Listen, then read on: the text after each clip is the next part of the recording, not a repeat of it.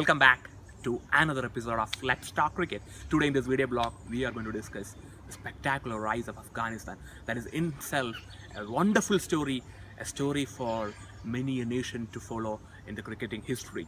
Afghanistan is all set to play the inaugural test match against India in Bengaluru, becoming the 12th nation of the ICC to play test match cricket. And now it's only due that we look back at their achievements. Well, we start with Afghanistan. We must also remember that there are many other associate nations that have shocked the big nations that have been playing test cricket, whether it be Zimbabwe in 1983 when they beat Australia in the World Cup, in 1996 Kenya beat West Indies in the World Cup, in 1999 Pakistan was beaten by Bangladesh, 2003 Kenya progressed to the semi-final of the World Cup, and 2007 was a big upset World Cup in which Ireland beat Pakistan and Bangladesh beat India, and both of them progressed to the Super Sixes. And 2011, Ireland again beat England in the World Cup with Kevin O'Brien scoring the fastest World Cup century. 2015, also Ireland beat West Indies. So these associate nations have been performing well in the limited opportunity that they have been getting. And whereas Afghanistan's rise becomes special is that they have been a nation that has been forlorn by war, strife. There was Taliban which banned all sports including cricket, and then there was US-led invasions. And despite all this, Afghanistan, which became an affiliate member of the ICC in 2001, an associate member in 2013, became a full member in 2017. It is all started when Afghanistan defeated Jersey in 2008 in the World Cricket League 5, and from there it was just like a fighter taking off. They just transpassed through all the leagues on the way, and now they're on the cusp of history. This has been a spectacular, breathtaking journey which all the countrymen of Afghan can be mighty proud. I first saw Afghan playing the Asia Cup in 2014.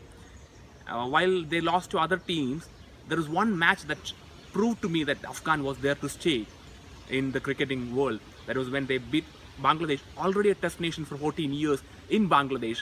And that is why the major confidence that Afghanistan has now all stems back to the days when they started beating test nations, the nations that have been instrumental in cricket for the past 50 years. Afghanistan have already beaten Ireland, Bangladesh and West Indies on their own right, whether it be abroad or when they have been playing in India. Now, this is a day that Afghanistan will cherish for a long time. This has been brought about by a number of players who has given their all to Afghan cricket, led by a very good captain, Asghar Staniksai. Remember, Asghar Staniksai gave his all when he came back from the appendicitis operation to lead his team in the World Cup qualifiers, and they won the World Cup qualifiers, beating West Indies in the final. So, Asghar Staniksai, and there is Rashid Khan, the superstar Rashid, then Mohammad Nabi, Mohammad Shahzad, then Sarpur Sadran, Samuel Janwari. So all these players form a core group around which the youngsters were coming in, meld, and because of their ability and all-round skills, Afghanistan have become a major threat to teams whenever they meet on the global stage. Now, when we look at Afghanistan, not only Afghan government or Afghan Cricket Board has to be felicitated, but also Pakistan. Pakistan has played a huge role in Afghan realizing their potential. They've supplied the coaches, the grounds, the curators, the technology, and Pakistan administration has been a huge help, and Afghan cricket has immensely blessed because of their neighbor. Now, when they're going to play India, the whole world is looking at them as if they can create an upset because of the superior bowling potential. And even Asghar Staniksai explains that he has a superior bowling lineup as compared to India's, the world is not surprised.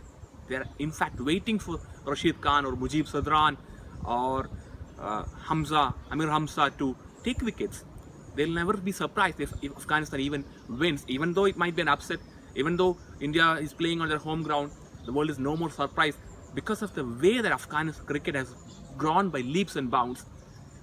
Now, as we come to the fag end of this video, it's only good that we take a look back on one of the superstars of world cricket, that is Rashid Khan himself. When we speak about a player who averages less than 50 in all formats with the ball, he's been the youngest and the quickest 200 ODI wickets. He's been the youngest international skipper. He's been the fastest to 50 T20I wickets. And this guy has won a big bash league with Adelaide Strikers. He plays for Sunrisers in the IPL. So this legend of a bowler has been so instrumental in Afghanistan making the giant strides. He has been forced to relocate to Pakistan because of the war and come back and played club cricket, and from there on it was such a spectacular journey just because of the toil that he has put the hard yards when no one was watching. And this legend of a bowler in the making will make roars when he is given ample chances with the red cherry. And we are all hoping Afghanistan make the correct waves, they get ample test matches, whether it be abroad or at home. Afghanistan is all set to be the 12th nation, and they are all set to stay in cricket. So well done for a wonderful journey, for making it to the full member. And now we all expect not only competence but victories from this Afghan nation.